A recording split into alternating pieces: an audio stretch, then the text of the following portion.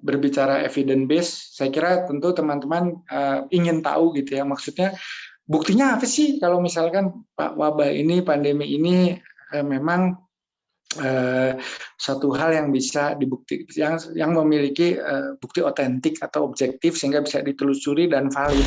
Nah, banyak sekali virus, bakteri, arkae, fungal gitu ya, jamur, itu semula hidup damai. Kalau kita menahan diri selama 14 hari secara massal gitu ya, maka otomatis virus ini berhenti gitu karena tidak punya lingkungan untuk saling berinteraksi.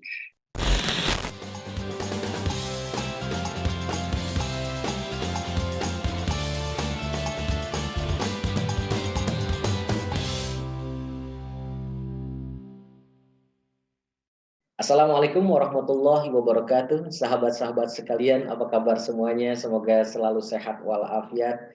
Dan kita terus berdoa semoga Allah Subhanahu wa Ta'ala selalu melindungi kita semua, menjauhkan kita semua dari segala macam penyakit dan wabah, khususnya virus COVID-19 yang saat ini masih terus melanda negeri yang kita cintai.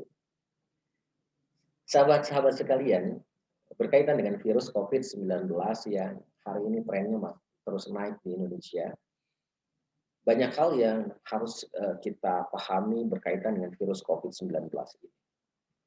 Di era digitalisasi, kita bisa mengakses informasi-informasi tentang virus COVID-19 ini, khususnya dari media sosial. Ya, tapi kadang-kadang sahabat-sahabat sekalian, informasi-informasi di media sosial selalu misleading konten kebanyakannya. Informasi-informasi yang sumber informasinya tidak jelas, keakurasiannya juga tidak jelas, sehingga menimbulkan informasi-informasi yang kita kenal dengan informasi yang hoax, khususnya berkaitan dengan virus COVID-19. Oleh karena itu saya ingin mengajak sahabat-sahabat semua, mari kita simak sesungguhnya berkaitan dengan virus COVID-19 ini apa sih? Sahabat saya, Dr. Tauhid Nur Azhar, akan menyampaikan informasi yang sangat penting bagi Anda semua. Mari kita akan simak bersama. Ya, alhamdulillah. Assalamualaikum warahmatullahi wabarakatuh. Senang sekali pada kesempatan kali ini bisa anjang sana silaturahim sekaligus reuni ini pada teman-teman yang mungkin kita sudah belasan tahun, mungkin puluhan tahun ya, sudah berapa puluh purnama tidak bertemu dan sekarang bisa bertemu kembali secara daring. Jadi ini tadi saya baru saja dihubungi oleh Kang Eris terkait dengan berbagai isu terkini ya yang memang saat ini menjadi semakin hangat bahkan memanas karena mungkin kita setelah 16 bulan menjalani ujian berupa pandemi ini ada kejenuhan, ada juga barangkali kecemasan dan kekhawatiran yang terakumulasi menjadi bentuk-bentuk yang mungkin meletup gitu ya, katarsis, dan ini saya kira hal-hal yang sangat wajar karena di dalam sebuah fenomena tentu kita melihat dari berbagai sudut sehingga persepsi itu tentu tidak bisa tunggal sehingga pasti muncul berbagai pemahaman dan pendapat yang kemudian menjadi polemik di ruang publik bahkan terkadang menjadi konflik yang tentu saja hal semacam ini kita tidak harapkan karena harapan kita adalah hal-hal yang tentu jauh dari sifat kontraproduktif. Kalau bisa kan kita bersama, entah berbeda pemahaman ataupun tidak, tetapi ada kondisi nyata yang saat ini memang harus kita hadapi dan cari solusinya, termasuk melalui berbagai cara atau inovasi. Saya ingin menggarisbawahi dulu teman-teman, di tengah kerinduan ini saya juga ingin menyampaikan sebuah kenyataan gitu ya. Tadi Adib Kumaydi itu salah satu ini ya pengurus dari PBID menyampaikan saat ini dibutuhkan satu bantuan gitu ya, terutama dari komunitas dan juga dari masyarakat pada umumnya karena secara sistemik sebetulnya fasilitas kesehatan di beberapa daerah itu seperti teman-teman juga sudah melihat dari pemberitaan, dari media sosial, dan juga dari kenyataan mungkin yang berkecimpung atau beririsan dengan kegiatan di fasilitas kesehatan gitu ya, mengantar saudara atau mungkin memeriksakan diri tidak hanya untuk COVID, mungkin untuk penyakit yang lain. saat ini hampir semua fasilitas kesehatan sudah mengalami sudah terlampaui batas kemampuan pelayanan gitu ya. Bahkan tadi pagi seorang dokter anestesi sudah menyampaikan curhat yang sangat menyayat hati gitu ya. Artinya sudah nyaris tidak kuat gitu melihat yang namanya manusia bergelimpangan dengan tabung oksigen berserakan di lantai dan tidak semua bisa tertangani.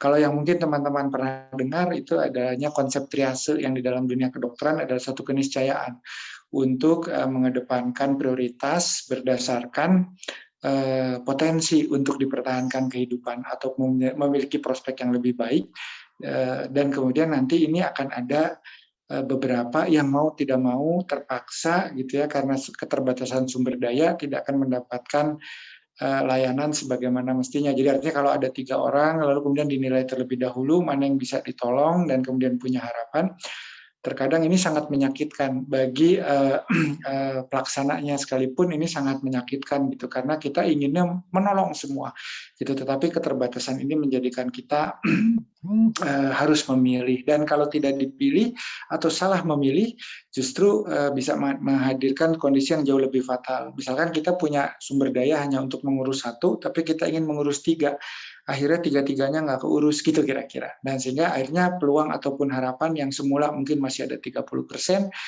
kita 0% kan gitu karena kita tidak mampu membuat sebuah keputusan yang bijak gitu. Nah, ini bijak dan bajik dan bermaksud baik, tetapi belum tentu dalam berbagai perspektif yang berkembang diterima sebagai satu tindakan yang bisa dibenarkan. Bahkan mungkin orang akan marah, orang mungkin akan melakukan satu upaya hukum misalkan untuk menuntut hal seperti ini. Dan ini memang risiko yang sangat besar karena yang harus diselamatkan sekarang menjadi sangat banyak, sementara keterbatasan tenaga kesehatan menjadi kendala yang luar biasa karena dengan adanya burnout ini sebagian besar tenaga kesehatan juga terpapar kembali meskipun dengan proteksi double fully vaccinated itu tidak sampai menimbulkan gejala sedang berat yang banyak gitu, tetapi tetap ada, bahkan yang meninggal juga ada.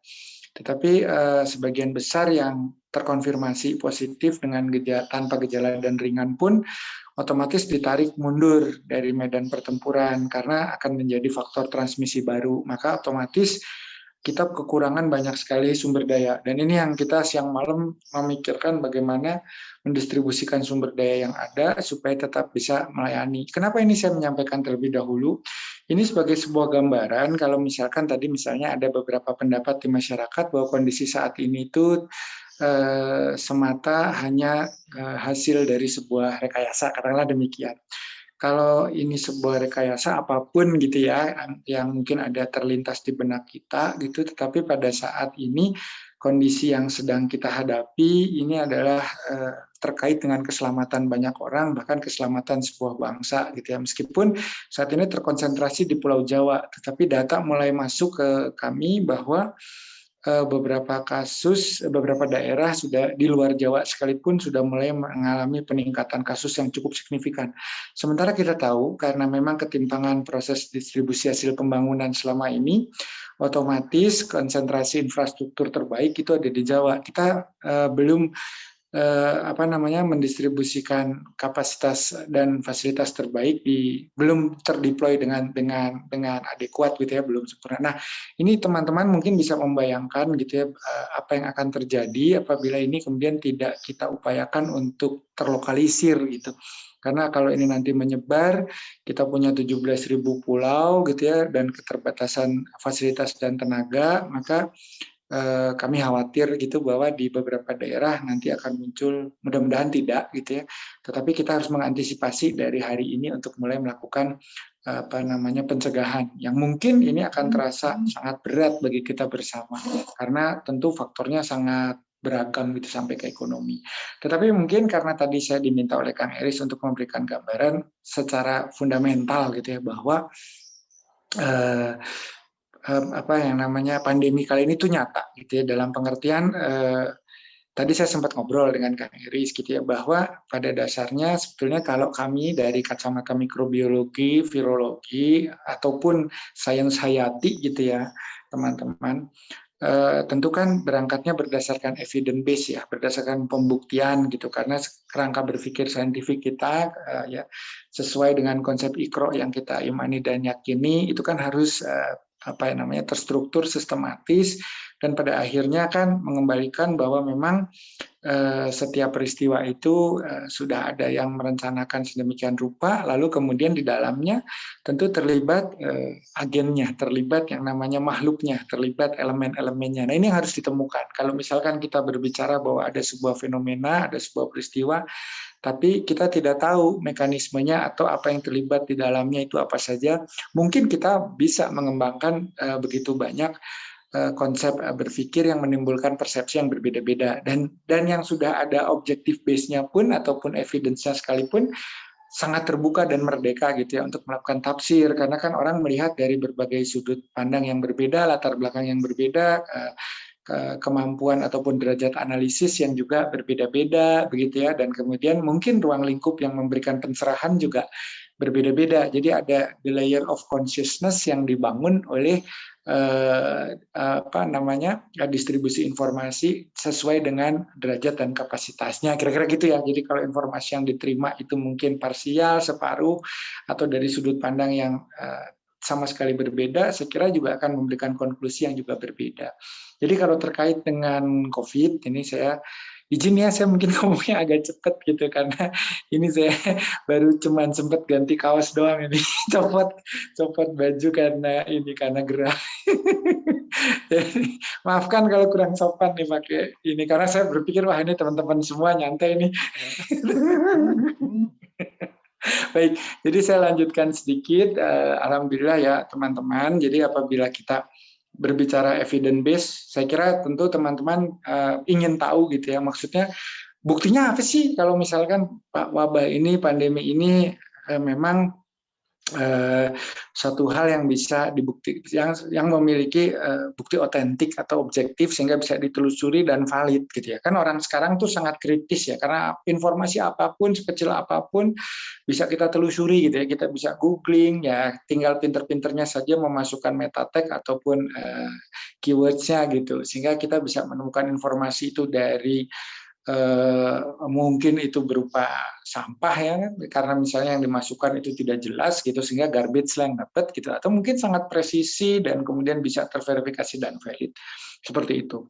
Nah, teman-teman, kalau kita berbicara triad epidemiologi, jadi kita terpaksa kuliah kedokteran kesehatan masyarakat dikit.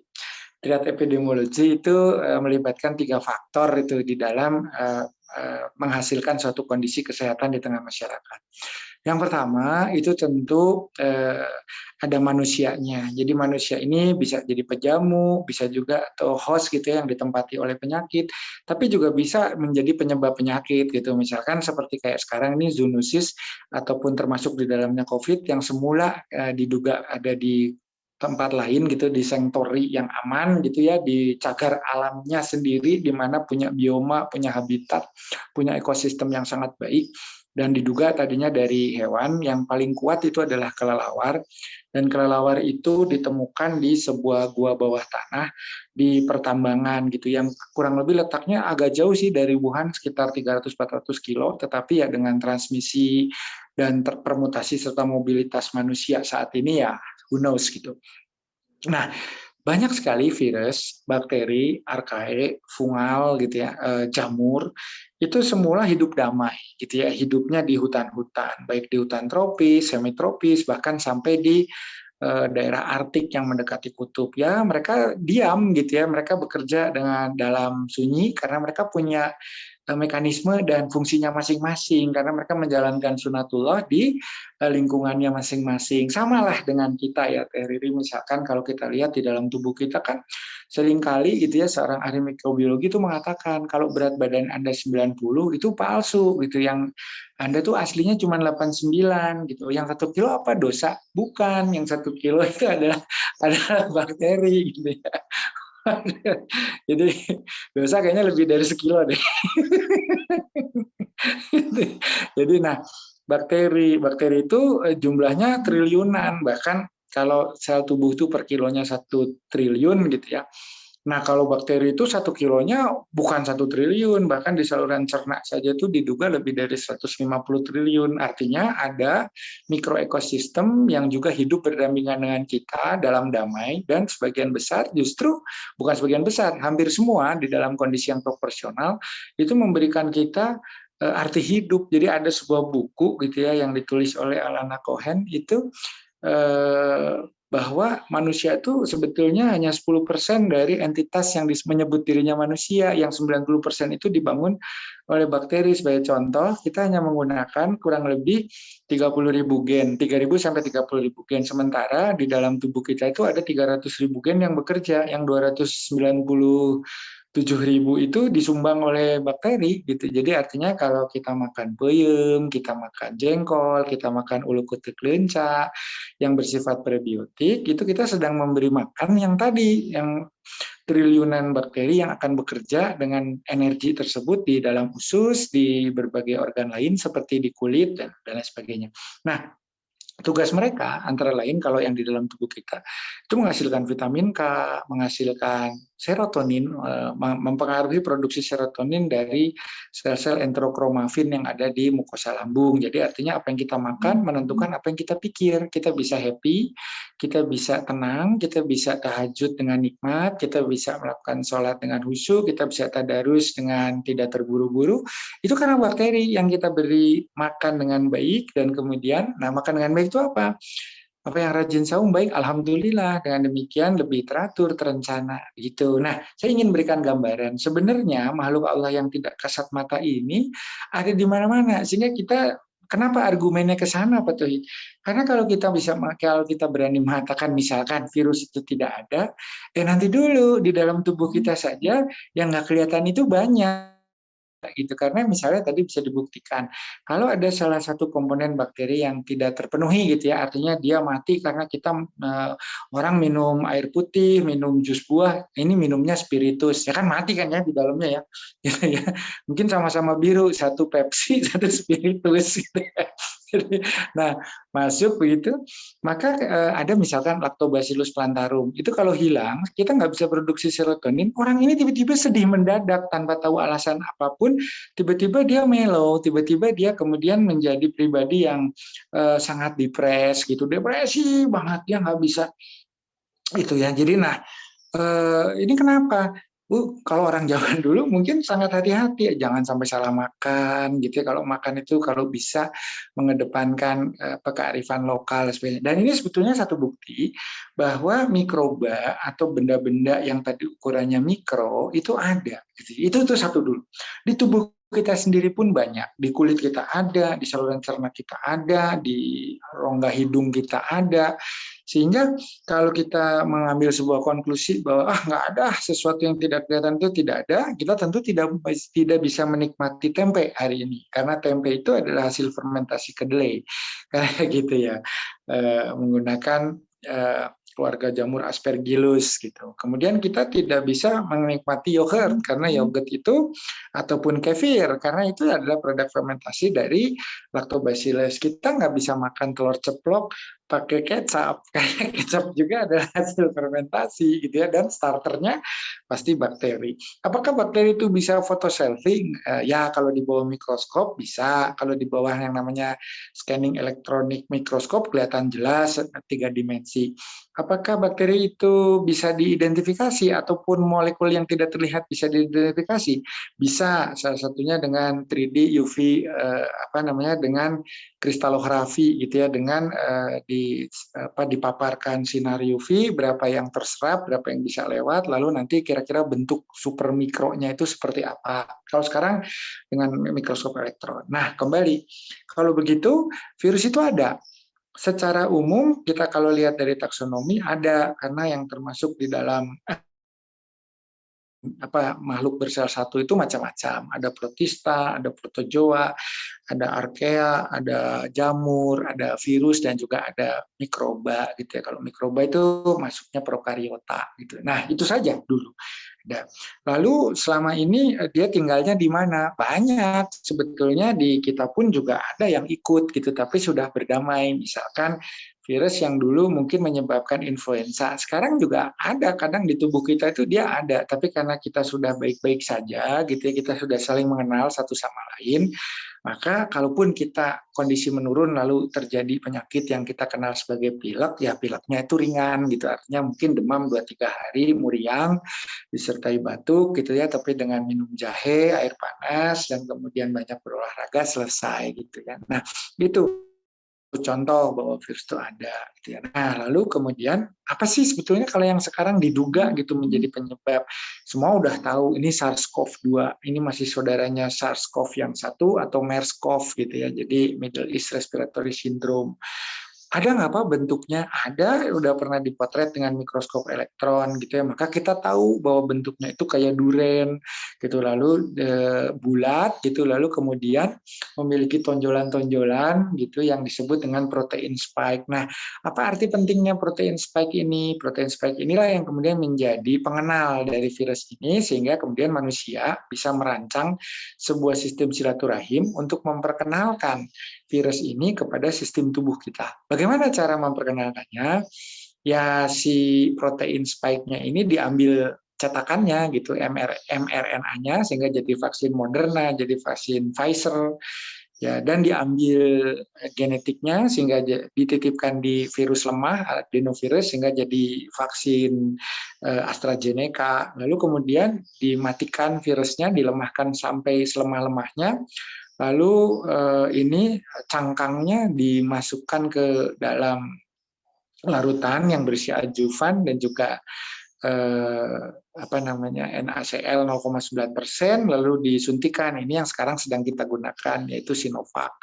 Itu intinya kan memperkenalkan bahwa virus itu ada dari pengenalnya. Nah, pengenalnya itu adalah plat nomor kalau di mobil.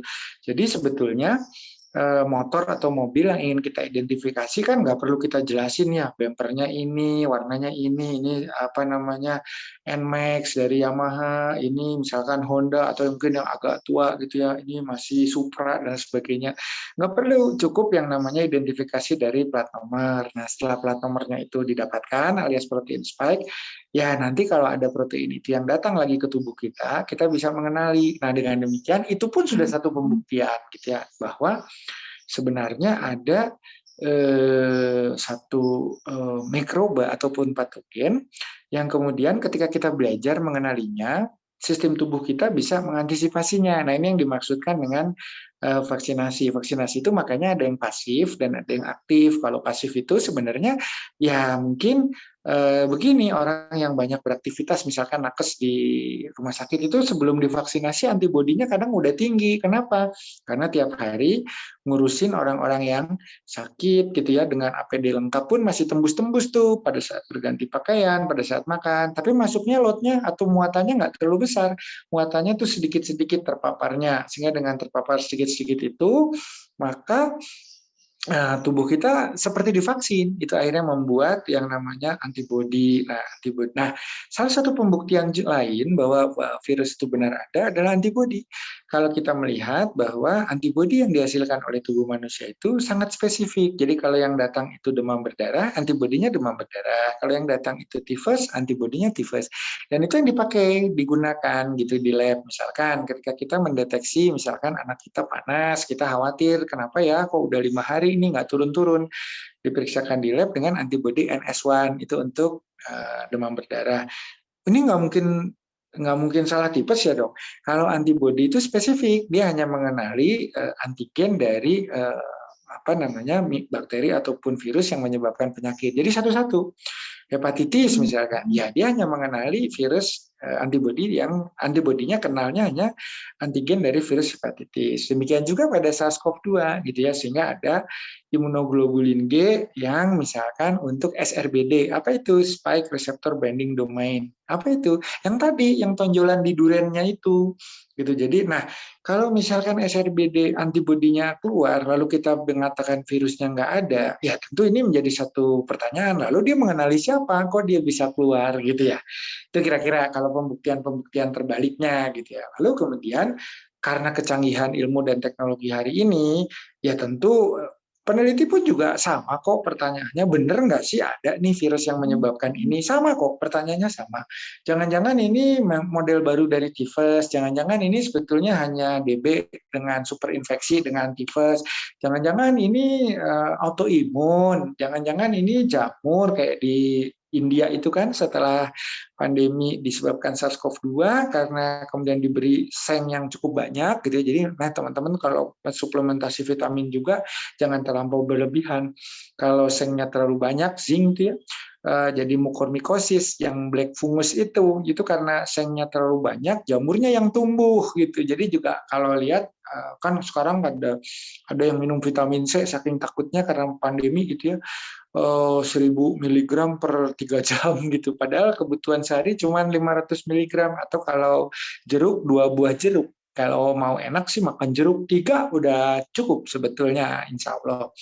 Nah, tapi kalau udah vitamin semua diminum masih sakit gimana? Nah ini kan kalau sakit itu takdir Allah ya, artinya ikhtiar kita, doa kita tentu saja kita kerjakan semaksimal mungkin, tetapi kalau misalkan qadarullahnya demikian kan kita juga ya mau tidak mau ya bukan mau tidak mau harus belajar untuk mengikhlaskan diri menerima keadaan tersebut. Nah ini kan bukan berarti wah rugi dong saya prokes, rugi dong saya vaksin, rugi dong saya membatasi mobilitas. Kalau gitu mendingan keluyuran aja, probabilitasnya sama saja. Nah ini kan mungkin sekarang di era seperti ini banyak sekali orang yang berpikir demikian. Oh itu yang nggak pakai prokes, nggak pakai vaksin juga nggak apa-apa gitu.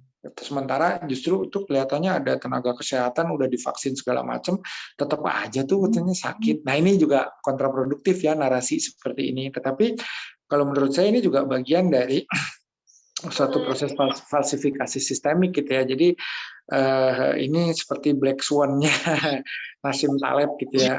Ada satu angsa hitam kan bukan berarti semua angsa hitam gitu. Nah artinya selalu adalah cuplikan-cuplikan ini. Jadi argumentum ignorantium. Jadi satu argumen bisa mengabaikan argumen-argumen lain yang lebih logis gitu kira-kira. Nah ini nggak sesuai dengan konsep bahwa kita tuh evidence based tadi harus satu persatu kan walazina utul ilma darajah. Artinya kalau orang punya ilmu perspektifnya semakin luas, derajat imannya tinggi, maka hikmah yang akan didapatkan juga tentu lebih komprehensif dan holistik kan kira-kira itu kalau kita mau ngacu dalilnya. Harus cukup informasinya, knowledge base-nya.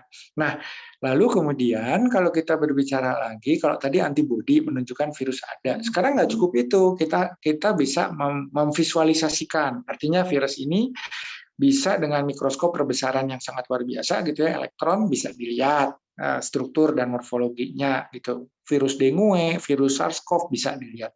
Tetapi mungkin orang juga akan berkata, itu bisa aja gambaran-gambaran yang tidak menunjukkan itu makhluk hidup. Ya bisa, karena mungkin ya tadilah yang namanya artefak itu kan bisa macam-macam. Sekarang ciri dari makhluk hidup itu punya materi genetik. Itu pun sekarang kita bisa pakai. Bahkan yang namanya uji PCR itu adalah uji di mana memastikan secara genetik bahwa makhluk yang bernama virus SARS-CoV-2 itu ada gitu di dalam tubuh pasien yang diperiksa. Nah, itu caranya gimana? Caranya sampelnya diambil, di dalamnya itu bercokol atau berkoloni banyak virus ataupun sedikit virus. Makanya sering kita lihat kalau kita periksa PCR itu ada angka yang disebut city value. Banyak orang berkata ini terkait dengan kesembuhan, terkait dengan ya. Tetapi intinya terlepas dari faktor ini indikasi kesembuhan atau bukan, karena setiap orang beda-beda. Ada orang yang virusnya sedikit, gejala klinisnya lebih berat. Ada yang virusnya banyak tapi nggak bergejala. Jadi saya pernah menemukan seorang anak muda, city value-nya rendah sekali. Dalam artian, kan kalau city value itu makin tinggi angkanya, makin sedikit virusnya. Jadi diulang berapa kali baru ketemu gitu kira-kira ya. Jadi saya pernah ketemu anak muda karena sangat sehat gitu ya, orangnya optimis, banyak senyum, banyak ibadahnya kenceng gitu ya. Jadi dia nggak terlalu mikir lah gitu ya. Tapi waktu diperiksa positif dengan city value sangat rendah gitu ya. Padahal kalau di belas-belas itu artinya virusnya banyak. Tapi gejala kliniknya nggak berat gitu. Nah, tetapi ada yang ke atas gitu ya, sudah mau hilang virusnya kalau kita katakan ya di atas 30, tapi bergejala. Jadi ini nggak ngaruh ya, maksudnya banyak sedikit itu tergantung pada kemampuan kita untuk apa namanya menerimanya, beradaptasinya. Ada yang gagal beradaptasi sehingga menimbulkan sebuah kondisi yang berat, ada yang bisa menerima tadi, jadi sistem imunnya memagari gitu ya, sehingga tidak menimbulkan kerusakan lebih lanjut di jaringan yang lebih luas. Kira-kira seperti itu. Nah, lalu kemudian ini diambil kan sampelnya, lalu dipisahkan ekstraksi RNA namanya, lalu kemudian diperbanyak gitu. Kalau dia dalam 10 siklus dapat, ini namanya CT-nya 10, artinya cuma diulang 10 kali, virusnya udah ketemu. Ada yang diulang 30 kali, baru ketemu. Nah, ini berarti kan virusnya dikit. Nah, kira-kira seperti itu. Nah, metode-metode ini kan juga sebenarnya merupakan pembuktian. Kalau virusnya nggak ada, mau diulang berapa kali juga nol terus dong CT-nya gitu ya, nggak akan ketemu gitu ya, karena memang nggak ada gitu, mau diulang berapa kali. Itu satu. Tapi tidak berhenti hanya di situ. Bagaimana kita bisa mengkarakterisasi virus ini secara biologis gitu ya. Jadi benar ada dan jenisnya apa. Dilakukanlah suatu teknik pemeriksaan yang namanya whole genome sequencing. Nah, manusia juga pernah dilakukan whole genome sequencing, namanya dulu di project yang disebut Human Genome Project. Didapatkan 30.000 gen fungsional tadi yang kira-kira bisa mengatur warna rambut, warna mata, kemudian bahkan sampai kalau yang bersifat lebih kepada sifat gitu ya, fenotipik, selera makan, resiko terjadi penyakit, itu sekarang udah dipetakan di dalam yang namanya precious medicine based on genetical process gitu. Jadi sekarang udah dipetakan sampai ke situ, kan bayangin. Lalu kalau kita lihat lagi teman-teman gitu, whole genome sequencing itu gimana? Kita sudah dapat nih materi genetik dari virusnya, lalu kemudian satu persatu disisirin gitu ya. Jadi si nukleotida yang merupakan bagian penyusun virus ini dipetakan satu persatu gitu, sehingga kita bisa lihat event terjadi satu perubahan saja yang disebut dengan mutasi titik gitu ya. Itu kelihatan, oh ini delta bedanya sama alfa ini, bedanya sama beta ini, B117 dengan B1617.1.2 itu di sini bedanya. Misalkan nanti kappa di sini, lambda di sini. Nah, itu ya artinya yang menunjukkan bahwa virus ini dengan pola yang berbeda-beda ini apa namanya nyata adanya gitu. Bahkan seperti kita ngelihat manusia gitu, ada orang Papua yang rambutnya ikal, oh ada orang Nusa Tenggara Timur yang mungkin kulitnya banyak melaninnya seperti di Papua tapi rambutnya tidak terlalu ikal. Oh, geser ke sini ada orang Bali, ya, karakter fisiknya beda. Sampai ke Tatar Priangan ataupun bagian selatan dari Sumatera, oh putih-putih ya. Oh, ini kulitnya halus, rambutnya lurus. Nah, itu kan ada ciri-ciri atau karakter-karakter fisik yang disebut dengan fenotype yang muncul. Nah, pada virus pun demikian. Jadi ada ciri-ciri itu sehingga ketika seorang ahli virologi mengatakan ada virus namanya ini gitu ya, itu bukan hanya sekedar istilahnya ngarang gitu, oh ya udah ini bagus nih kalau dikasih nama ini, lalu kemudian nanti kita buatlah narasinya, definisi dari karakternya kita tulis aja lah, kayak kita bikin skrip untuk katakanlah sinetron atau FTV gitu ya. Oh ya udah nanti karakternya namanya ini, sifatnya gini, nanti dia di keluarga punya anak ini, istrinya ini. Ya nggak begitu. Kita berangkatnya justru terbalik, bahwa nanti ketika sudah kita temukan barangnya, bendanya, virusnya, kekerabatannya dengan siapa, hubungannya di mana, lalu cara. Nah, lalu kemudian setelah dipetakan semua seperti itu, jalur masuknya juga kemudian kita lihat gitu, dia masuk ke tubuh tuh kemana? Oh, berikatan dengan reseptor AC2 yang ada di dinding sel-sel yang ada di saluran nafas gitu. Lalu nanti masuknya begini, ada proses pelepasan bungkus, lalu materi genetikanya dimasukkan, meminjam enzim yang ada di dalam sel tubuh manusia itu sendiri untuk menggandakan diri dan seterusnya. Sehingga dengan demikian kita bisa melihat nanti kemudian ada virionnya yang keluar gitu ya, anak-anak yang baru diproduksi dari suatu proses replikasi yang terjadi dalam sel tersebut. Jadi semua step ini punya satu kata kunci, yaitu objeknya harus ada gitu. Jadi kalau misalnya kita tadi mau menggandakan RNA dari virus, sementara virusnya nggak ada, gimana ceritanya gitu ya. Nah, Ini kalau pembuktian objektifnya saya kira itulah ya. Kalau kemudian kita melihat gejala klinisnya, artinya outcome-nya gitu ya, kalau sudah masuk ke manusia itu kan infeksi namanya. Kemampuan untuk menimbulkan penyakit disebutnya dengan virulensi. Nah, kalau sudah dilihat dari infection rate, laju infeksi dan juga virulensinya, kan kemudian kita sudah cukup bukti lah gitu ya, betapa banyak orang yang hari-hari belakangan ini gitu ya kontak. Gini, kalau paling sederhana gini, kalau emang bendanya ini nggak ada, gitu ya, kenapa orang ketemu yang orang sakit kemudian jadi sakit, gitu kan kira-kira?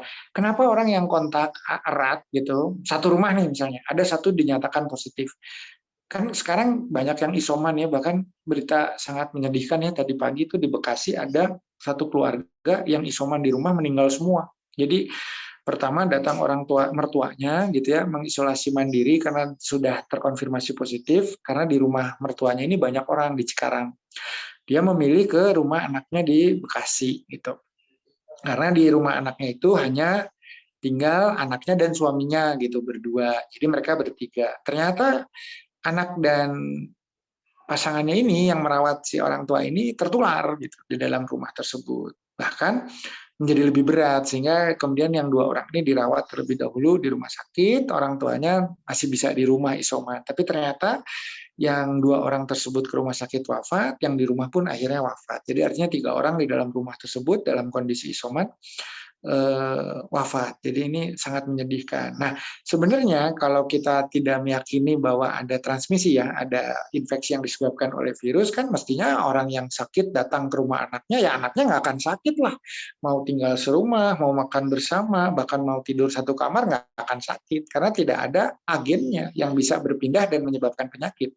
Tapi kenapa gitu orang-orang di dekat orang yang sakit juga menjadi sakit? Nah ini kan konsep dasar dari wabah, sehingga Amr bin As, salah satu gubernur yang cerdas gitu ya, yang diminta oleh Khalifah Umar bin Khattab untuk menjadi eh, penguasa ataupun perwakilan khalifah di Syam, itu ketika ada taun, ada wabah, itu menetapkan suatu perintah harian untuk memberi jarak gitu ya kepada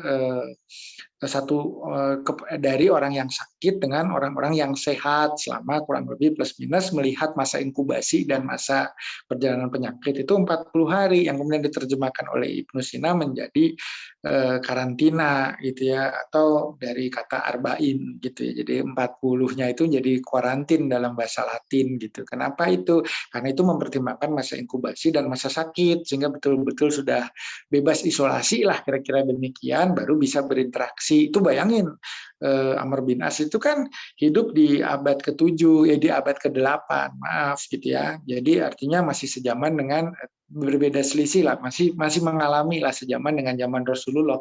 Menerapkan kebijakan seperti itu, artinya pemikirannya sudah sangat wise gitu, sangat bijak dan teliti dalam mengobservasi. Dan saya kira ini semangat ikronya tumbuh kan, in afizalika laayatin liqaumin yatafakkarun, berpikir untuk melihat tanda gitu yang kemudian ada di sekitar kita sehingga bisa mengurainya menjadi makna. Kira-kira seperti itu. Nah, maka kalau kita lihat dari gejala penularan kan ini kita pasti ada penyebabnya. Kalau penyakit tertentu ya degeneratif metabolik misalkan, kan nggak menular gitu meskipun kita bersebelahan, kecuali gaya hidupnya kita ikuti. Misalnya gini, ada suami istri, loh dok ini kan kita dari keluarga yang berbeda ya, tapi misalkan kenapa istrinya diabetes, suaminya jadi diabetes? Apakah ada genetik? Mungkin karena memang masing-masing meskipun dipertemukannya oleh pernikahan, tetapi membawa genetik masing-masing memang ada gitu ya bibit penyakit tersebut. Tapi bisa juga karena sebetulnya di dalam rumah tangga tersebut punya perilaku yang sama, artinya ketika mengkonsumsi makanan, ketika magernya gitu ya, malas geraknya dan sebagainya, itu mirip gitu sama. Ya saya nggak mengatakan ya bahwa orang yang sakit itu karena mager, enggak. Mungkin tadi genetik, mungkin karena pola makan, mungkin karena faktor faktor lain ya, faktor lingkungan juga sekarang bisa mempengaruhi tingkat polusi dan sebagainya, itu bisa merubah kita. Nah, ini yang terjadi. Nah, tapi kan bukan kontagius ya, bukan menular gitu. Tapi kalau misalkan kita lihat penyakit berbasis bakteri atau virus gitu, flu aja, kita bersin nggak, kita tutup gitu ya, orang di sekitar kita besoknya ikut pilek. Lah itu emangnya kenapa? Ya kan pasti ada sesuatu yang berpindah dari diri kita ke orang lain. Bahkan hari ini kita sudah membuat mekanisme untuk keamanan transportasi nasional gitu ya. Saya mendapat tugas dari KNKT, Komite Nasional Keselamatan Transportasi, untuk mengembangkan sebuah metode yang dapat memastikan bahwa kalau orang naik pesawat itu yang sangat tertutup udaranya tuh bisa benar bebas dari penyakit apa enggak. Naik bus tuh gimana, naik ferry gimana, naik kereta gimana, kan bisa 8 jam, 12 jam di dalam sebuah ruangan yang sama seperti apa. Nah, sekarang kita mengembangkan yang namanya air biosampler, pengambil sampel dari udara, lalu kemudian diperiksa dengan molekuler biologi, dengan PCR, dan ternyata didapatkan adanya mikroba, bakteri, virus, itu bisa dilihat dari udara. Artinya, keberadaan virus itu di antara kita itu adalah fakta yang tidak bisa kita apa ya kesampingkan begitu saja. Itu emang ada gitu bendanya gitu, sehingga orang kalau sakit jarak 2 meter batuk bersin kok besoknya atau masa inkubasi lah ya 3 hari kemudian yang di dekat kita itu terkena. Makanya salah satu protokolnya adalah menggunakan masker, menjaga jarak, lalu kemudian karena mikrodroplet itu keluarnya bersama air liur gitu ya, dan kemudian itu karena volatil ya, mudah menguap, aerosolik, bisa terbang dan jalan-jalan, nempel juga di mana-mana. Maka berbagai permukaan itu kemungkinan ada sih, kemungkinan ya, tidak semua. Maka menghindari apa ya, cuci tangan gitu supaya itu tidak terbawa. Kira-kira seperti itu. Banyak sebetulnya bahkan dari para teman-teman dari biologi pun ada kekhawatiran gitu ya. Jangan, tapi harus rasional dong, jangan terlalu banyak pakai desinfektan, lingkungan semua disemprotin. Itu karena apa? Juga mengetahui sebenarnya di sekitar kita, bahkan di dalam diri kita sendiri, bakteri baik yang kemudian bisa terdampak karena penggunaan masif desinfektan juga ada, sehingga kita juga nanti jadi terganggu ekosistemnya. Makanya juga harus proporsional. Makanya daripada sering-sering seperti itu, salah satunya diimbangi, ya tidak banyak beraktivitas. Kalau kita banyak diam kan, artinya kita juga tidak banyak menyentuh atau tidak banyak berinteraksi dengan lingkungan untuk sementara. Ya tadilah kalau kebijakannya Amr bin As bukan 14 hari, tapi 40 hari. Bayangin, kan harus tabah itu selama itu. Ya tentu saja, dimensi persoalan kita kan melebar, bahwa ada tuntutan-tuntutan, misalkan di dalam hal ekonomi, pemenuhan kebutuhan primer, dan sebagainya. Dan inilah yang sekarang terjadi di Indonesia, bahwa solidaritas berbasis komunitas secara sosial itu saling dukung, dan itu bagus sekali. Yang nggak bisa makan, dikirimin sama saudaranya. Padahal yang ngirimin juga ngutang gitu ya, tapi karena memang ada yang lebih membutuhkan gitu ya, sampai punya keikhlasan dan kerelaan seperti itu. Jadi saya kira Allah punya cara lah ya untuk mengingatkan kita terhadap konsep ukhuwah, bagaimana konsep kita bersama menyelesaikan sebuah masalah secara berjamaah. Ini ada loh hikmah-hikmah seperti itu. Nah itu ya dari berbagai pembuktian. Lalu mungkin ini sebagai penutup, kalau kita berbicara tentang, wah tapi ini konspirasi ya, seperti judul di undangan Zoom-nya Kang Eris, apakah COVID-19 konspirasi gitu ya. Nah, kalau kita berbicara tadi faktor penyebab, ya tadi saya udah ngomong banyak lebar lah, karena ini sudah di-record ya, mudah-mudahan nanti bisa ditranskrip pelan-pelan gitu. Tapi intinya kan itu ya, mulai dari materi genetikanya bisa diidentifikasi, strukturnya secara visual bisa difoto, dampak yang ditimbulkan bisa dilihat, ya, kemudian penularan itu juga bisa menjadi salah satu pembuktian. Lalu kemudian juga yang tadi juga saya sebutkan tadi, metode diagnostik ya, kita kalau misalkan bendanya nggak ada, mendeteksi apa sebenarnya gitu, kayak ini antibodi, tes antibodi terhadap apa, atau misalkan tadi ini tes antigen gitu, yang dicari antigen apa gitu kan, harus ada dulu bendanya, baru kemudian kita mencari cara untuk menemukannya gitu. Jadi kalau memang benda itu disumputkan, tapi kan kita mencari gitu ya, tapi kalau benda itu tidak ada, kita mencari kemana gitu. Nah, karena yang disumbutkan itu ternyata ketemu, kan berarti ada gitu ya. Dan tandanya itu kalau dari ilmu kedokteran ada dua, the direct and indirect. Ditemukan dengan bukti nyata secara langsung, ataupun dari dampak atau gejala yang merupakan bentuk pembuktian tidak langsung gitu kan. Jadi ini ya. Nah, mungkin banyak teman-teman dan kita juga bertanya-tanya. Tapi sebenarnya kalau kita lihat sebab-musababnya dari mana sih Kang? Karena walau bagaimanapun sekarang begitu banyak beredar ya informasi, termasuk yang kita kan kadang saat ini menjadi agak sulit ya untuk membedakan informasi yang valid dan kredibel gitu ya, untuk memverifikasi, mengklarifikasinya seperti apa. Bahkan mungkin kita perlu punya metode gitu untuk mengklasifikasi, oh ini mah kurang bisa dipercaya, oh ini bisa dipertanggungjawabkan, oh ini sangat kredibel dan valid gitu ya. Mungkin kita sendiri secara pribadi harus punya filter seperti itu. Karena memang sekarang banyak sekali dan semua juga sudah punya cara menyajikan data untuk meyakinkan audiensnya dengan apa ya namanya mengedepankan keinginan kita untuk memperoleh sajian fakta berdasarkan data yang akurat gitu. Jadi kadang orang juga memberikan rujukan, menggunakan mengendorse dengan nama besar. Menurut Profesor Elis Munandar, bahwa ternyata penyebab penyakit COVID itu adalah sejenis jamur yang tumbuh di pegunungan Galunggung, misalkan seperti itu. Karena ada nama besar yang kemudian bisa diverifikasi, orangnya ada dan punya karya ilmiah yang senada, gitu. Kita jadi cenderung percaya, oh benar nih Prof. Eris emang ahlinya nih di bidang ini.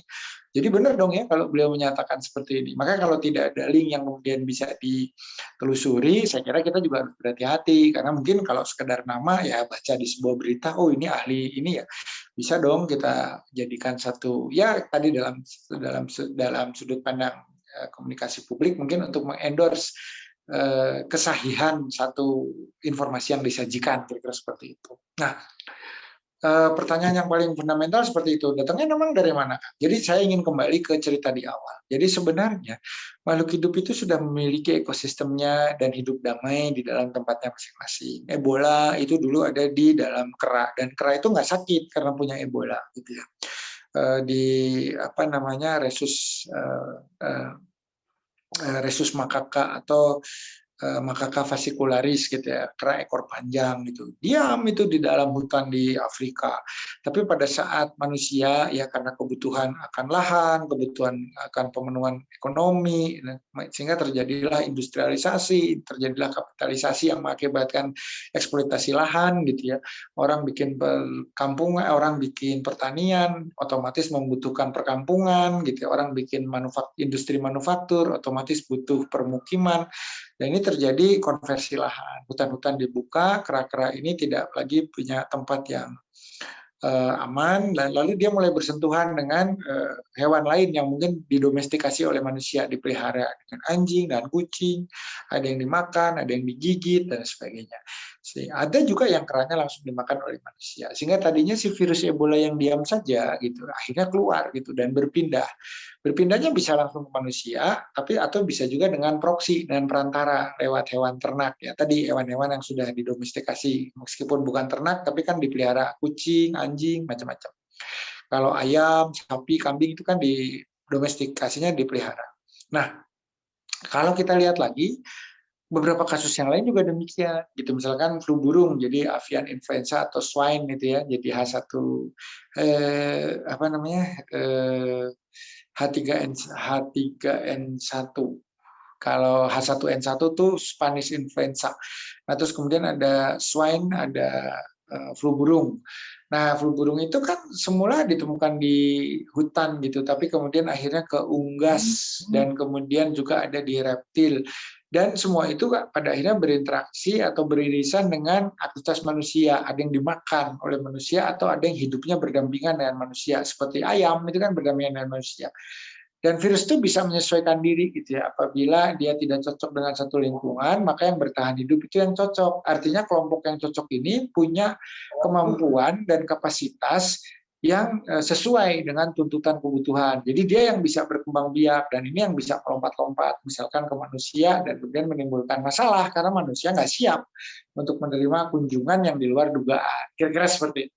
Nah, kalau dilihat dari situ, tentu virus yang satu ini yang sekarang SARS-CoV-2 juga punya sejarah juga nih, gitu ya, dari mana sebetulnya datangnya.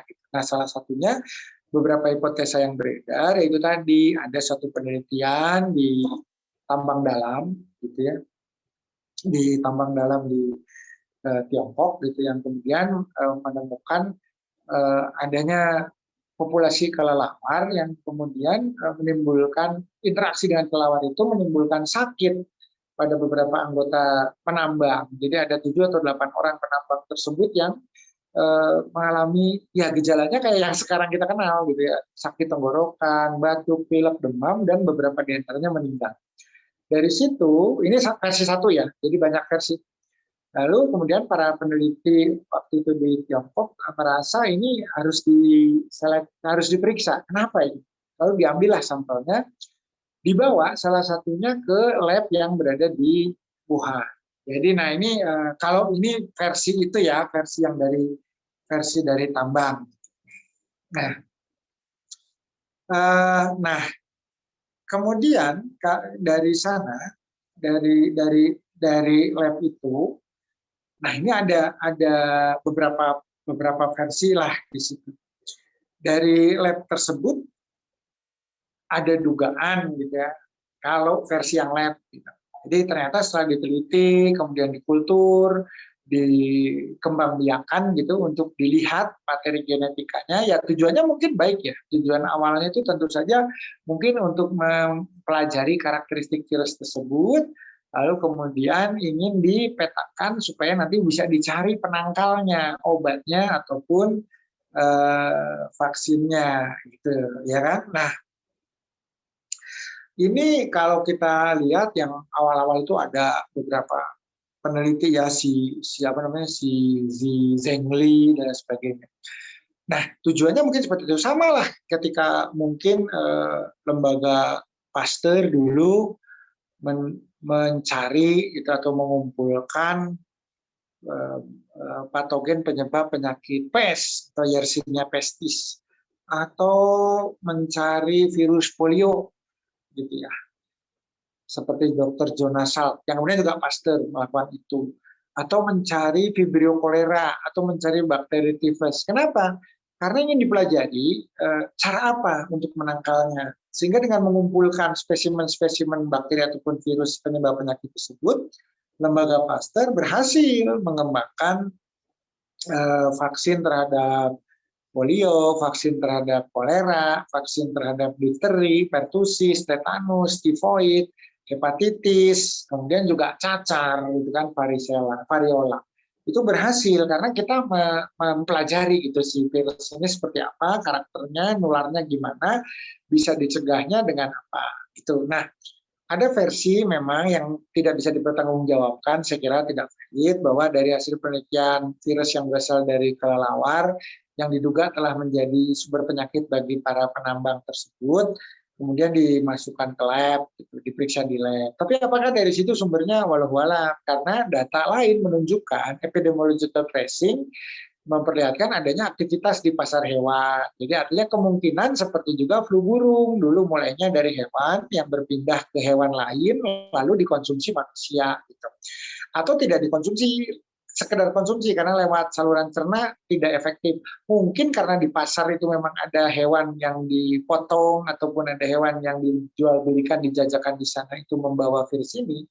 Ya lewat udara juga, mikrodroplet dan droplet, karena di pasar itu padat, hewan-hewan dagangan itu mungkin berkeliaran, ataupun ya ada di los-losnya gitu, di kios-kiosnya. Dan itu orang pedagangnya mungkin tertular, yang kemudian yang beli juga tertular. Ada kemungkinan itu, karena ini sulit pembuktiannya. Lalu kalau dari segi genetika, ada nggak indikasi bahwa ini adalah mungkin sejenis sintesis nih, dibikin nih, gitu. Atau jadi teman-teman memang tidak menutup kemungkinan ya di dalam konsep biological war gitu ya. Kalau sekarang kan perang sudah nggak sekedar nuklir ya, tetapi sekarang sederhananya gini lah. Tadi pagi saya juga baru dikirim seorang petinggi angkatan udara. Gitu. Ya sebetulnya saya udah bicara agak lama sih. Dia bilang gini, bisa nggak sih pakai UAV gitu, unmanned air vehicle, drone gitu, masuk ke suatu daerah, terus kemudian melepaskan, menyemprotkan biological agent, agen biologis yang tadilah bisa menjadi senjata biological weapon, misalkan apa ya, virus gitu, untuk ya mengurangi daya tahan di penduduk di daerah tersebut, atau bahkan ya jadi senjata utamanya gitu, membuat orang sakit, membuat orang wafat gitu. Saya bilang, bisa saja Pak. Kenapa? Karena kita melihat misalkan unmanned air vehicle atau drone itu yang kapasitasnya besar, bahkan di beberapa negara sudah digunakan untuk penyemprot hama pertanian. Jadi pestisida dan herbisida tuh dipakai drone gitu kan. Jadi artinya kalau silent operation tidak ketangkap radar karena ketinggian di bawah 100 di bawah 50 meter gitu kan, nggak ketangkap radar. Radar kan punya sudut datangnya, sudut transmisi radio dalam rentang tertentu gitu, nggak bisa ke bawah banget. Itu drone bisa lewat gitu, sehingga kemudian bisa malam hari menyebarkan bibit penyakit di satu kampung bisa.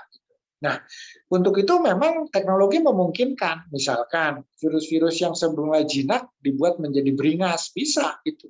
Dengan adanya pisau DNA yang sekarang dikenal sebagai CRISPR-Cas9 gitu ya. Jadi CRISPR-Cas9 itu adalah satu aktivitas enzimatik protein yang ditemukan di bakteri E. coli ketika dia disusupi oleh pendatang asing, dalam hal ini virus yang disebut bakteriofaga. Ya, supaya virus ini tidak merusak dia bisa membuat memotong gitu ya bagian-bagian tertentu sehingga tidak dikenali oleh virus tersebut. Jadi kayak mimikri gitu ya. Nah, ini pisaunya namanya CRISPR-Cas9 dan ini bisa digunakan oleh para peneliti, bahkan sudah mulai ada yang menggunakan untuk memodifikasi gen manusia. Jadi artinya kan manusia tuh dari awal kehamilan misalnya sudah ketahuan nih ya, ada gen yang tadi potensial ke arah diabetes gitu.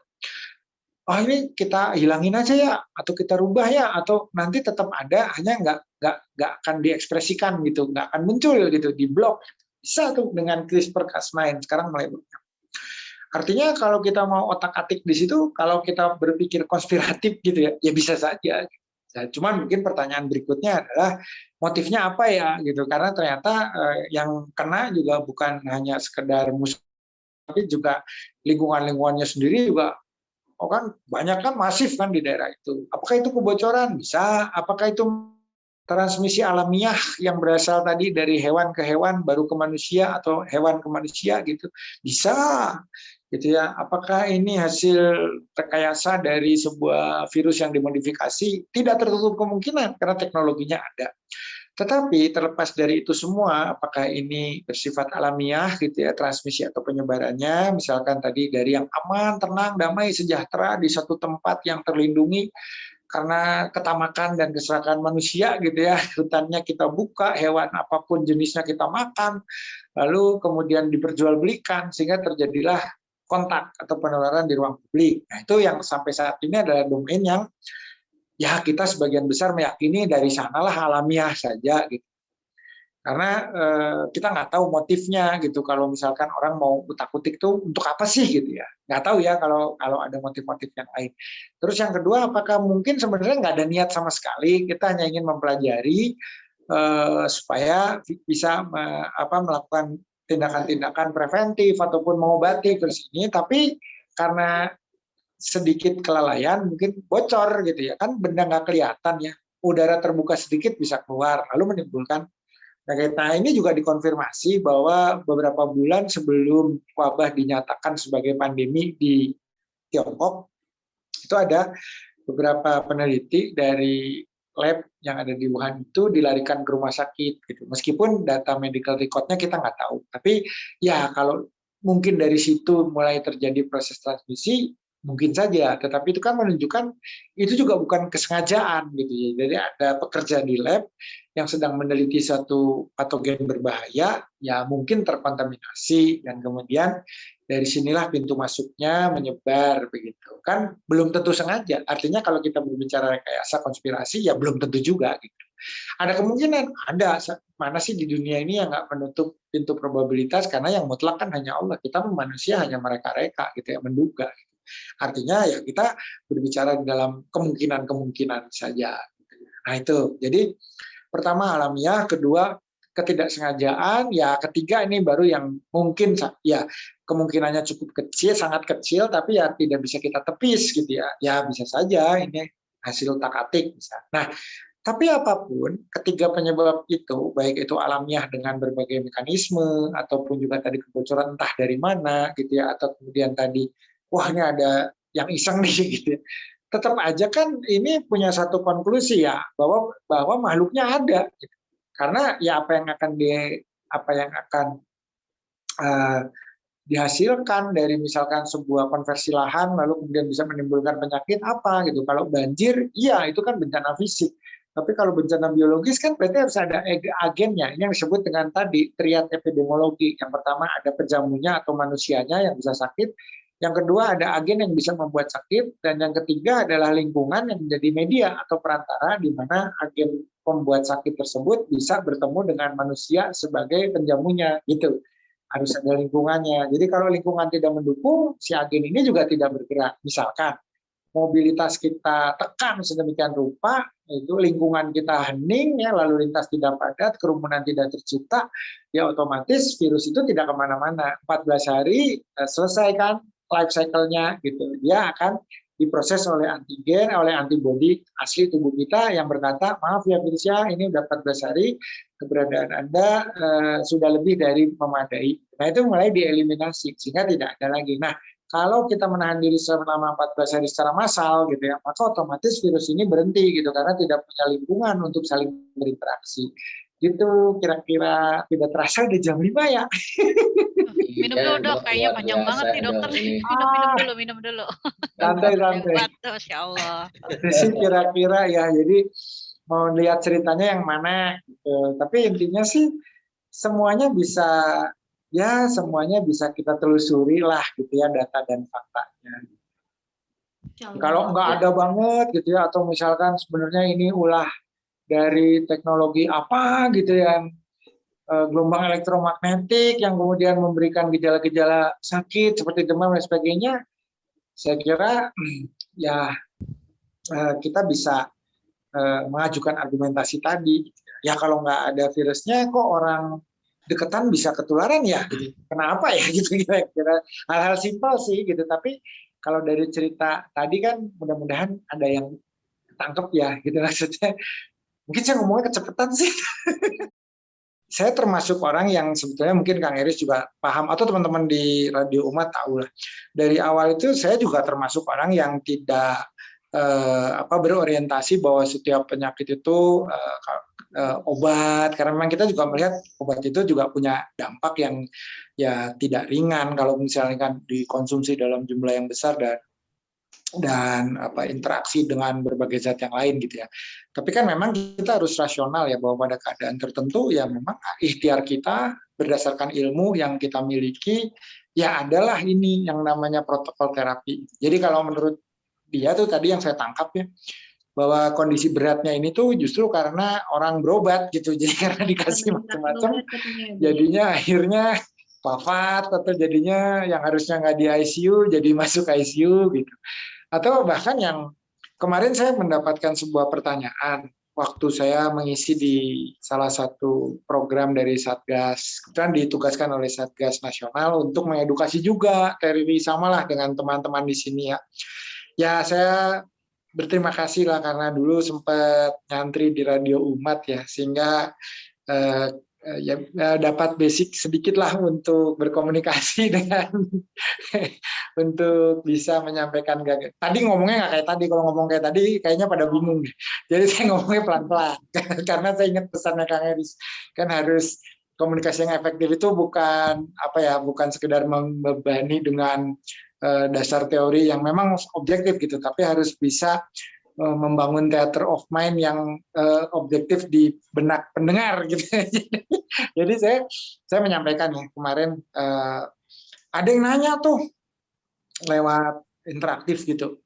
Kebetulan yang mendampingi saya dokter dari yang di Satgas tuh ada relawannya gitu, tim masih muda sehingga masih agak emosi gitu ya, sehingga dia jawabnya mau marah aja gitu saya. Jadi mungkin seperti tadi disampaikan tadi gitu. Capek banget gitu kan ngomong yang kayak begini gitu. Jadi dia tuh udah mau nyepet sebenarnya jangan udah. Ini karena nggak mengerti, makanya harus diberi pemahaman. Jadi ada yang nanya gini, ya gimana pernyataan dan pertanyaan. Jadi dia mengatakan gini nih teman-teman, saya itu kemarin mengantarkan istri saya itu demam, batuk dan pilek serta sesak. Tapi saya yakin gitu. Dia menyebutkan dulu, tapi saya yakin istri saya itu bukan COVID. Dari mana dia COVID? Dia itu di rumah, bla bla bla. Ya kita dalam hati sudah gitu ya, maksudnya ya sekarang tuh justru banyak orang yang nggak beraktivitas kemana-mana, tapi misalnya memang di dalam rumah tuh masih ada orang yang punya mobilitas tinggi, ya bisa saja gitu.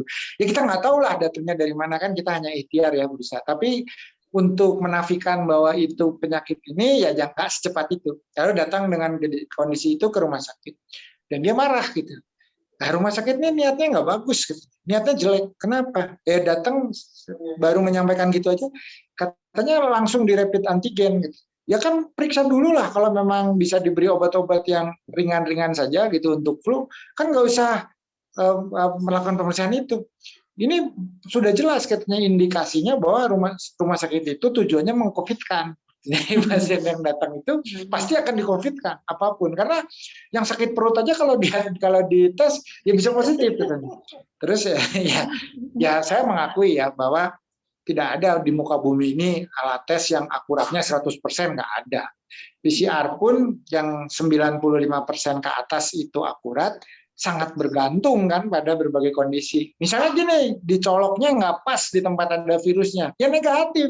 Gitu. Ya misalnya kan makanya sering dinasihati. Ini nggak bisa loh kalau bukan orang yang terlatih. Kenapa? Karena lokasi keberadaan virus juga ya kayak kita ya masuk ke hutan. Nggak ada kok kancil di hutan ini, ya karena memang kita datangnya bukan di ekosistemnya kancil gitu. Kan kita nggak bisa menggeneralisir bahwa nggak ada kancil sama sekali di hutan ini. Salah tempat gitu. Nah itu satu. Karena ini perbedaan keterampilan. Yang kedua, dilihat harinya. Kalau di hari-hari misalkan lanjut gitu ya, sudah bergejalanya lebih dari 1 minggu, itu virusnya rata-rata udah turun ke saluran napas bawah. Sehingga kalau diperiksa di atas juga kadang-kadang nggak dapet. Makanya ini gejalanya kok gejala COVID, virusnya nggak ada. Wah ini yang hasil tes negatif aja masih di COVID kan. Wow, katanya gitu kan. Itu padahal karena biologis itu kan begitu ya. Artinya ketika sudah pindah gitu manifestasinya sudah berpindah ya kadang nggak didapatkan. Banyaklah penyebabnya. Apalagi misalkan seperti rapid antigen yang katakanlah akurasinya masih di bawah itu, positivity rate-nya kan nggak terlalu tinggi gitu ya.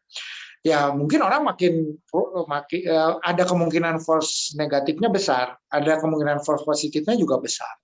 Ada, tapi kan kita konfirmasi kan, nggak hanya dari situ, tetapi juga dari gejala klinisnya, riwayatnya, ketemu orang apa enggak, kontak apa enggak yang sakit, enggak, ada orang yang masih mundar-mandir enggak, ada kalau ada aktivitas keluar rumah, ada protokol yang dijalankan enggak, ganti bajunya enggak, cuci tangan nggak, misalnya seperti itu. Lalu kemudian juga ada pemeriksaan laboratorium dan pendukung diagnostik yang lain, misalkan foto paru-parunya gimana kondisinya, dan banyak lah ya, nggak cuma satu lah intinya gitu ya. Artinya kan tenaga kesehatan dalam hal ini dokter pun kalau bisa nggak COVID pengennya pasti nggak COVID. Jadi karena orang diperiksa tuh pengennya sehat gitu, ya udah nggak ada apa-apa Bu, bisa pulang, udah istirahat, pengennya begitu gitu. Tapi kan kita harus objektif ya, apabila misalkan tadi tidak diperiksa di awal sebagai bagian dari proses screening, itu kan bisa menimbulkan marah bahaya. Kenapa?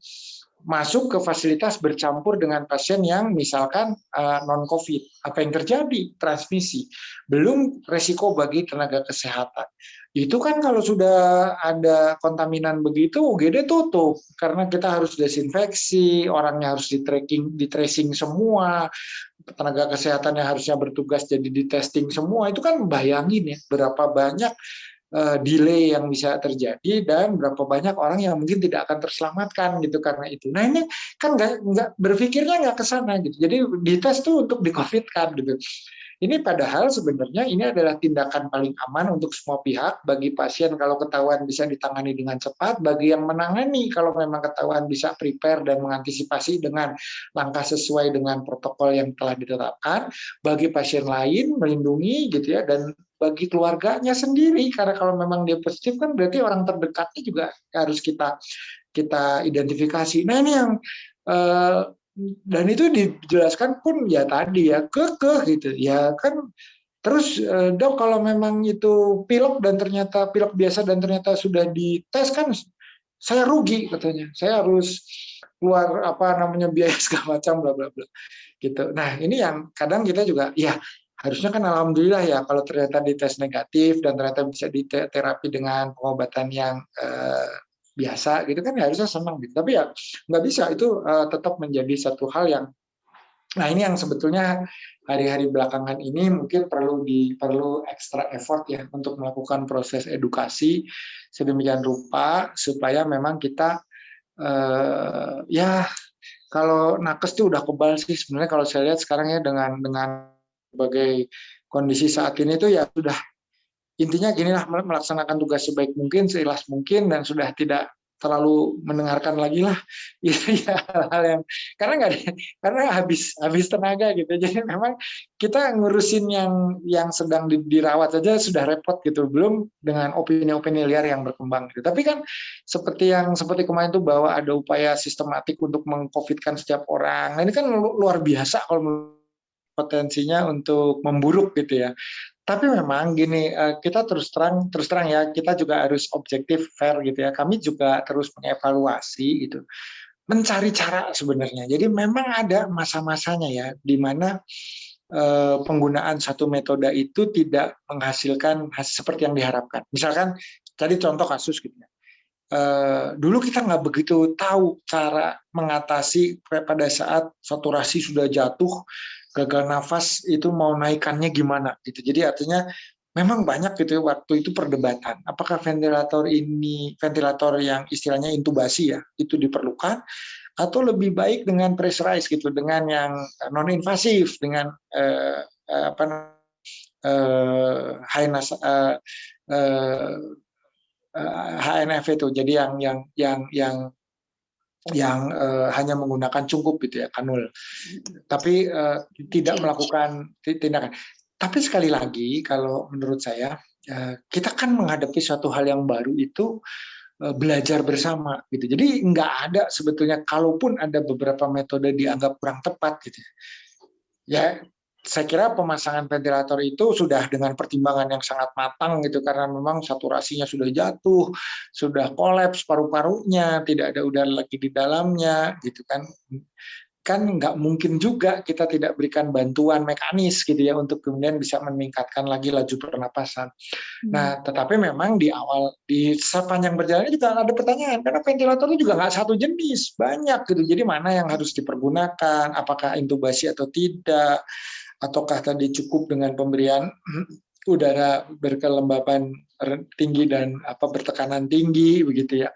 Apakah seperti ini? Seperti juga obat. Ini obat kan ramai sekali gitu ya, bahwa ada zamannya kloroquine, akhirnya kloroquine tidak dipakai karena memang kita melihat itu ini punya potensi, tapi ternyata ada mungkin efek yang tidak diharapkan atau barangkali ada kekurang efektifan gitu ya. Kayak sekarang ivermectin, ada antivirus Avigan, Favipiravir, sekarang ada Actemra, ada Kevzara itu ya, Tocilizumab atau Sarilumab itu.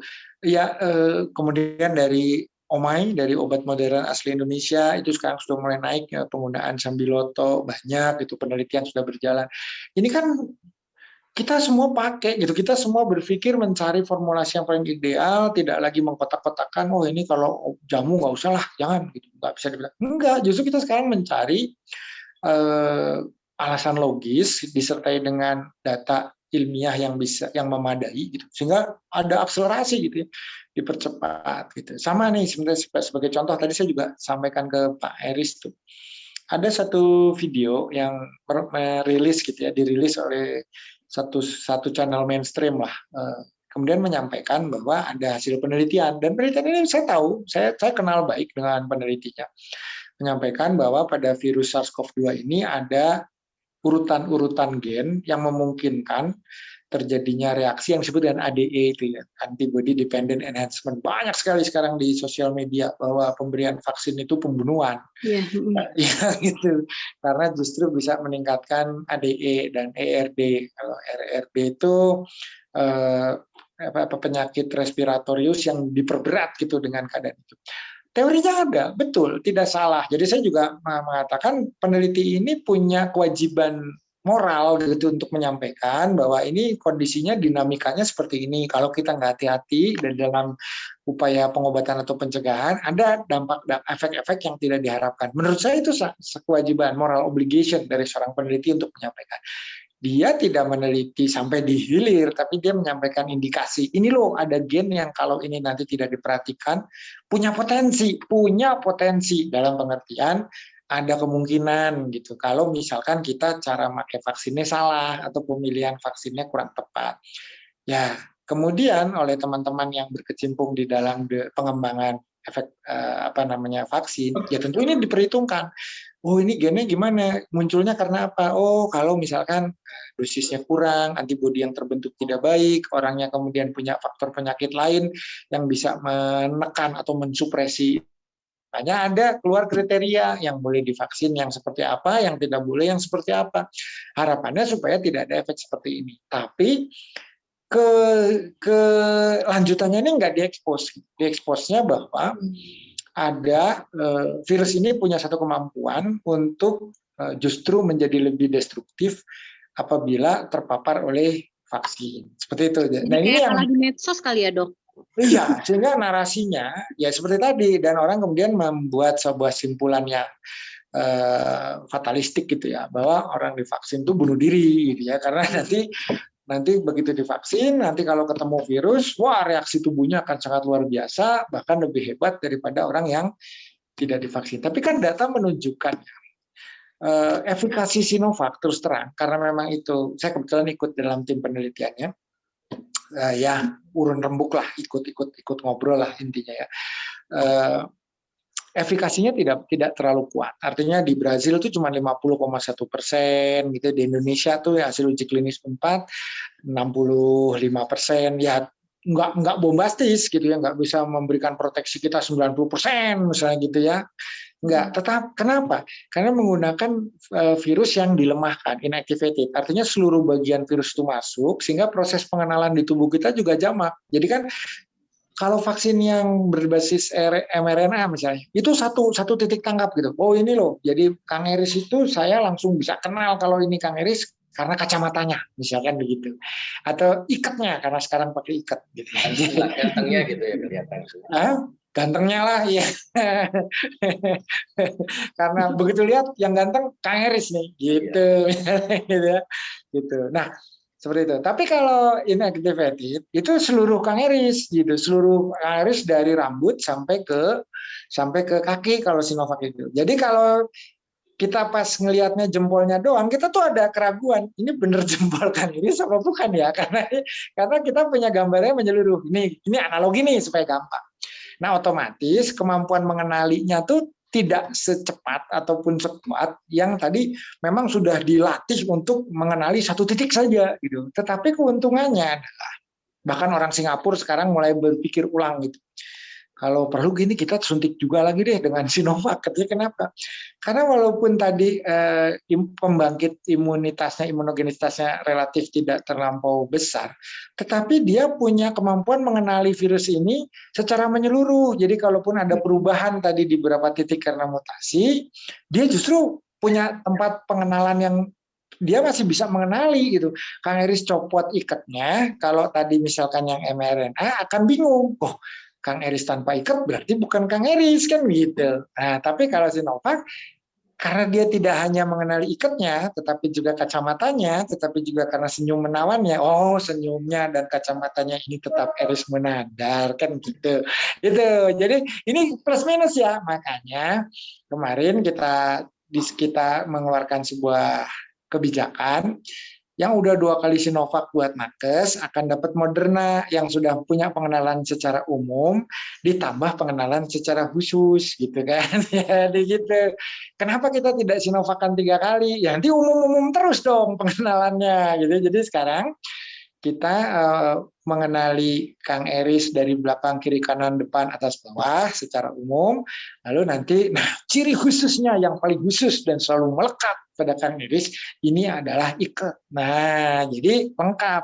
Kang Eris tanpa ikat dikenali, ikat tanpa Kang Eris pun masih dikenali. Ini milik Kang Eris, gitu. Sehingga deteksi dininya menjadi lebih cepat. Sehingga respon terhadap virus itu, meskipun cuma ketemu sepotong bagian dari virus, sudah terbangkitkan. Nah, ini makanya pilihan Indonesia, saya kira kita harus apresiasi loh. Pilihan Indonesia memadukan Sinovac Moderna ini saya kira paling terdepan di dunia. Kecerdasan ini Indonesia bisa milih yang paling tepat karena rata-rata sequence. Jadi rata-rata Turki itu Sinovac, Pfizer. Inggris baru menguji ketika AstraZeneca dikawinkan dengan Pfizer. Indonesia nggak pakai nguji gitu dengan hipotesa. Ya kita kan juga ya bonek juga ya, bondo nekat. Kita kebagian nggak ya dok kalau rakyat nanti yang 3 kali Modernanya? Ketiga kali sedang dipertimbangkan untuk massal, tetapi kemungkinan campur karena kan Moderna itu sedikit. Ya kemungkinan di 3 kalikan dengan merah putih karena kan April 2022 merah putih launch ya. Dari protein virus juga merah putih dengan teknologi merah putih sekarang ada 2 yang paling depan, 3 yang paling depan. Yang dibuat oleh Ekman itu dari subunit, jadi dari protein rekombinan.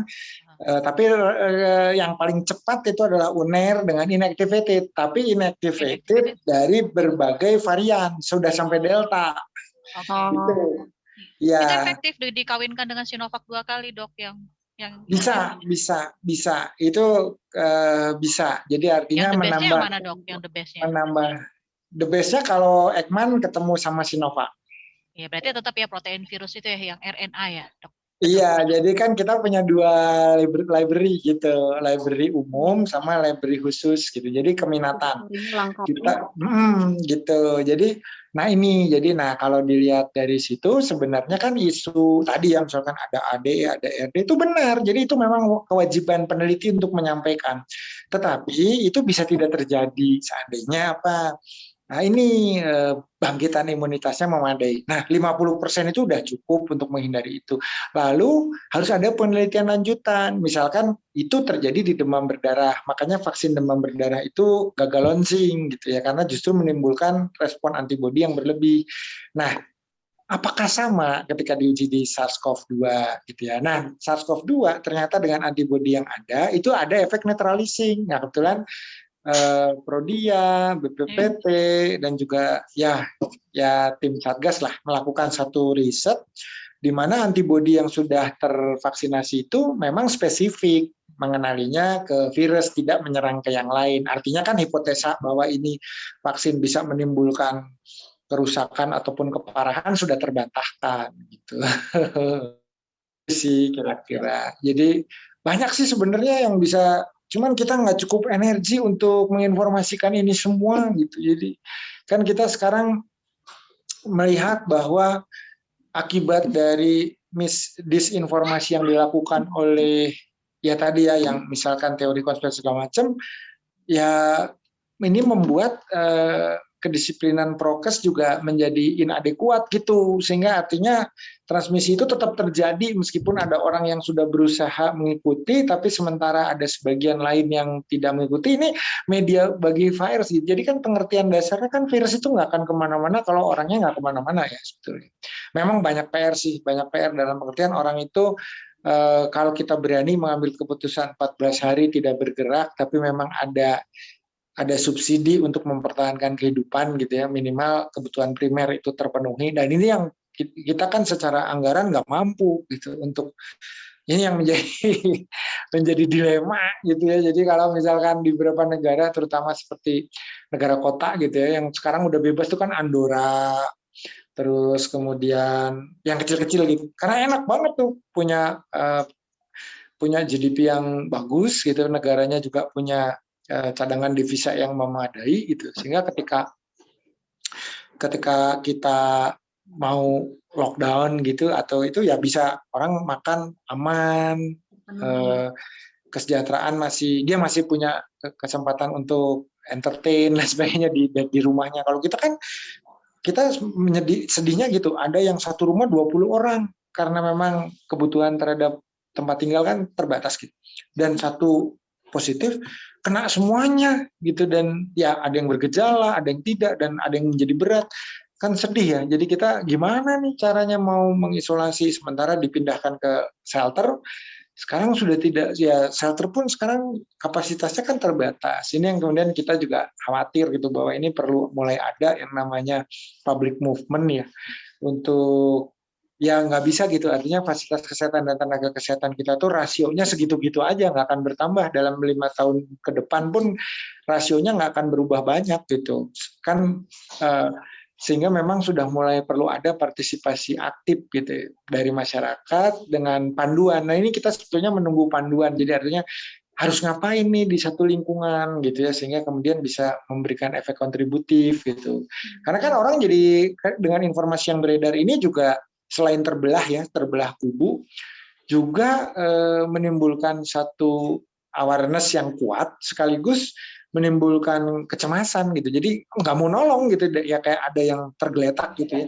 Nggak mau nolong karena ini kan wah ini potensi infeksius, kontagius nih, menular nih. Ya udahlah gitu daripada kita kenapa-napa gitu. Nah ini juga karena kita nggak cukup bekal informasi apa yang harus dikerjakan gitu. Jadi apa sih APD yang bisa kita gunakan di dalam kondisi-kondisi di mana mungkin saudara kita gitu yang mungkin di rumah sendirian mau di gimana ini nih gitu kan, banyak sekali, banyak yang nanya home care ada nggak, sehingga sekarang pun tenaga home care itu kelelahan gitu ya, karena apa, ya tadi keluarga yang bingung kan, udah tolongin aja deh mau diinfus kayak mau diapain atau liatin lah, monitoring lah saturasi oksigennya gimana, aku nggak ngerti, megang aja nggak berani ya gitu. Ini kenyataan nih. Satu rumah ada di kamar-kamar itu nggak, karena ada yang positif ada yang tidak gitu ya, yang tidak positif yang negatif ini nggak bisa ngurus gitu ya, karena memang khawatir sekali, yang positif juga nggak mau gitu sampai menimbulkan misalkan menjadi sumber penularan gitu bagi keluarganya gitu. Jadi memang ya perlu ada antisipasi berupa partisipasi aktif publik gitu, kalau kita memang ya ini tugas kita sih, tugas kita bersama gitu. Jadi ya, Dok. Terima kasih Dok, ini udah nggak terasa 1 jam lebih nih. Nggak apa-apa. Ya, jadi banyak hal yang kita tidak tahu, jadi akhirnya tahu, sehingga bisa menjadi ilmu bagi kita gitu ketika menyampaikan kepada yang lainnya, meskipun juga butuh ekstra edukasi yang luar biasa gitu ya Dok ya. Tapi ya mudah-mudahan itu jadi tanggung jawab kita bersama. Terima kasih Dok ya. Semoga sukses penelitiannya di TFRIC-nya. Sukses mudah-mudahan. Berkas. Makasih Dok. Sahabat-sahabat sekalian, demikianlah kita sudah mendengarkan bersama pemaparan yang sangat detail dari Dr. Tauhid Nur Azhar.